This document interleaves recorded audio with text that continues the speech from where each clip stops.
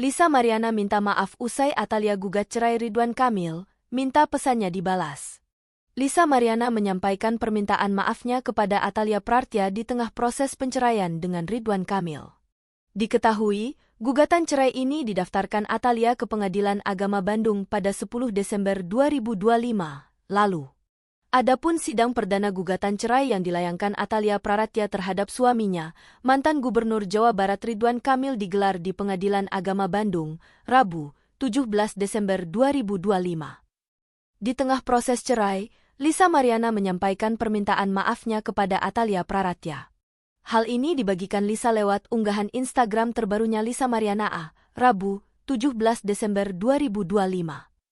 Dalam postingan tersebut, Lisa membagikan isi percakapan. Dalam pesannya, Lisa menyampaikan permintaan maaf yang sedalam-dalamnya jika pernah melukai Atalia. Ia juga berdoa agar Atalia sehat selalu. Tak hanya itu, dalam postingan itu juga, ia berharap Atalia membalas isi pesannya.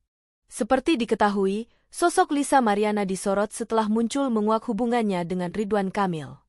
Bahkan rumah tangga Atalia Prartia dan Ridwan Kamil retak diduga usai munculnya Lisa Mariana.